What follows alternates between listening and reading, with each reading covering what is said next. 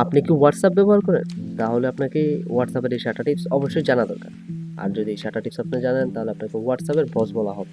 Number 1 tips, আর number 1 টিপসটি আপনার জানা খুবই জরুরি। তো আমি হোয়াটসঅ্যাপে আসলাম। হোয়াটসঅ্যাপে আসার পর আমি যেই কাজটি করব তার জন্য একটা প্রোফাইল সিলেক্ট করতে হবে। তো আমি একটা প্রোফাইল সিলেক্ট করে নিলাম।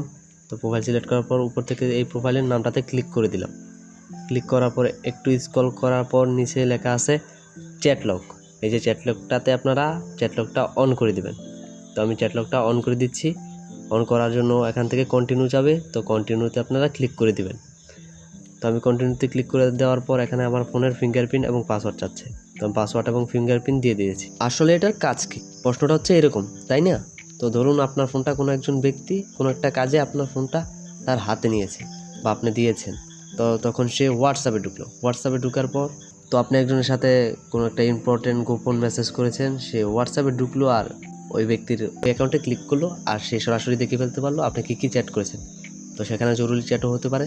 তো তার জন্য আপনি এটা করে রাখলে, চ্যাট লকটা করে রাখলে আপনার ফিঙ্গারপ্রিন্ট ছাড়া ওই ব্যক্তির অ্যাকাউন্টে ঢুকতেই পারবে না সে।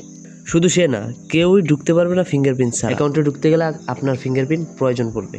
তো নাম্বার 2, এটা আপনার একটি জরুরি সেটিংস। তো আবার হোয়াটসঅ্যাপ থেকে নিচ থেকে যে ক্যামেরা আইকনটি দেখতে পাচ্ছেন, তো সেই ক্যামেরা আইকনটিতে ক্লিক করে এখান থেকে প্রোফাইল আইকন থেকে একটা ছবি চুজ করে দিলাম। তো এই ছবিটি পাঠালাম। তো পাঠানোর পর এই ছবিটি, যেমন ধরুন একজনের কাছে পাঠাইলাম, তো পাঠানোর পর এই ছবিটি চাইলেই সে ডাউনলোড করতে পারে বা এই ছবিটির স্ক্রিনশট নিতে পারে।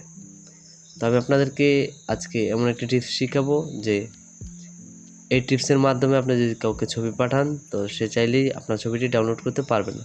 তো আপনারা আবারও এখান থেকে নিচ থেকে ক্যামেরা আইকনে ক্লিক করে দিবেন। তো আমি ক্যামেরা আইকনে ক্লিক করে এখান থেকে একটা ছবি সিলেক্ট করে নিচ্ছি। তো সিলেক্ট করার পর এখানে দেখতে পাচ্ছি যে এখানে একটা 1 লেখা আছে, দেখতে পাচ্ছেন? এই যে এই 1টাতে ক্লিক করে দিবেন। 1টাতে ক্লিক করে আপনারা ছবিটি সেন্ড করে দিবেন। তো ছবিটি সেন্ড করে দিলাম। তো যেই ছবিটি সেন্ড করেছি এই ছবিটি চলুন দেখি সেই অ্যাকাউন্ট থেকে কেমন দেখায়, যে অ্যাকাউন্টে সেন্ড করেছি। তো আমি ওই অ্যাকাউন্টে চলে যাচ্ছি। ওই অ্যাকাউন্ট থেকে দেখতেই পাচ্ছেন এখানে সেন্ড হয়েছে। তো এটাতে ছবিতে ক্লিক করে দিলাম। তো ক্লিক করার পর এখানে অন্ধকার দেখাচ্ছে, স্ক্রিনশট নিলেও অন্ধকারই দেখাবে, কারণ আর এই ছবিটি স্ক্রিনশট নিতে পারবে না বা ডাউনলোড করতে পারবে না। তো আমি আগে যে ছবিটি পাঠিয়েছি এই ছবিটি আবার ক্লিয়ারলি আসছে, এটা স্ক্রিনশট নিতে পারবেন। তো যেটা 1-এ ক্লিক করে পাঠিয়েছি সেটি দ্বিতীয়বার আর ক্লিক করা যাচ্ছে না বা ঢুকে যাচ্ছে না। তো চলুন নাম্বার 3-তে চলে যাওয়া যাক। তো নাম্বার 3-তে রয়েছে, যেমন ধরুন একজনকে আপনি ছবি পাঠিয়েছেন বা ভিডিও পাঠিয়েছেন, সেটা এইচডিতে যাচ্ছে না, নন এইচডিতে যাচ্ছে। তো এইচডি করে কীভাবে পাঠাবেন চলুন আমি আপনাদেরকে দেখিয়ে দিই। তো আপনাদেরকে এইচডি করার জন্য নিচ থেকে ফটো আইকনে ক্লিক করতে হবে। এখানে ক্লিক করার পর উপর থেকে একটা ছবি বা ভিডিও আপনারা বেছে নিতে পারেন, যেটা পাঠাবেন তো সেটা বেছে নেবেন। বেছে নেওয়ার পর উপরে কর্নার থেকে ডান পাশে এইচডি লেখা আছে, দেখতে পাচ্ছেন? তো এই এইচডিতে ক্লিক করে দিবেন। তো আমি এইচডিতে ক্লিক করে দিলাম। এইচডিতে ক্লিক করার পর আপনারা সেন্ড করে দেবেন। তো ছবিটি একদম ফুল এইচডিতে যাবে। তো নাম্বার 4, আপনারা ভাবেন কি যে একটা হোয়াটসঅ্যাপে একটা অ্যাকাউন্টই ব্যবহার করা যায়?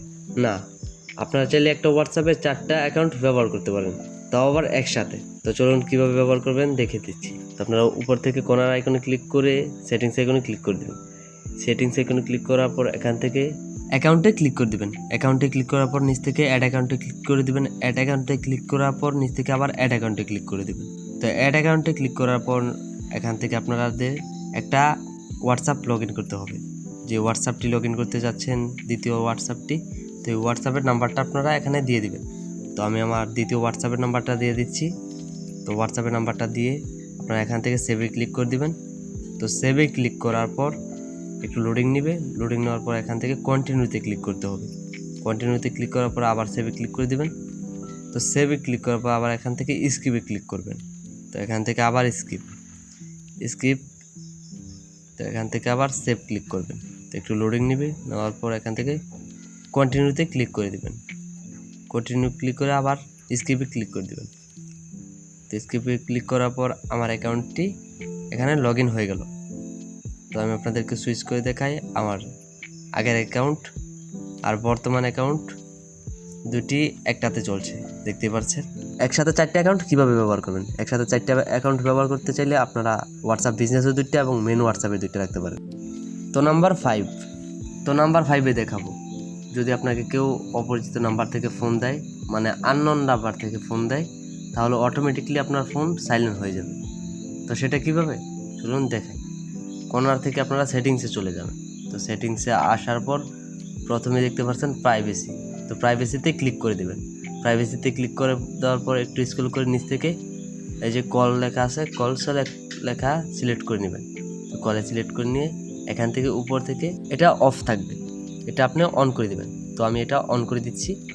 অন করে দেওয়ার পর এটা মূলত কাজটি হচ্ছে কি, এটার কাজ হচ্ছে যে অপরিচিত নাম্বার থেকে ফোন আসবে, সেই ফোনটি অটোমেটিকলি সাইলেন্ট হয়ে যাবে।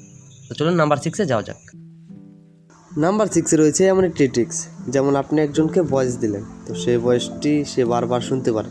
তো আপনি যদি এইভাবে ভয়েসটা পাঠান তাহলে বারবার শুনতে পারবেন।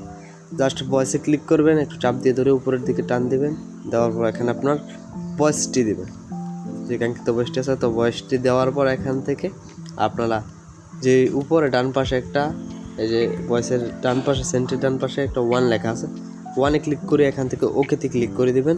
তো আমি ওকেতে ক্লিক করে দিলাম। ওকেতে ক্লিক করার পর এখন সেন্ড করে দিলাম। সেন্ড করার পর আপনার ভয়েসটা 1000বার চেষ্টা করলেও একবারের বেশি শুনতে পারবে না।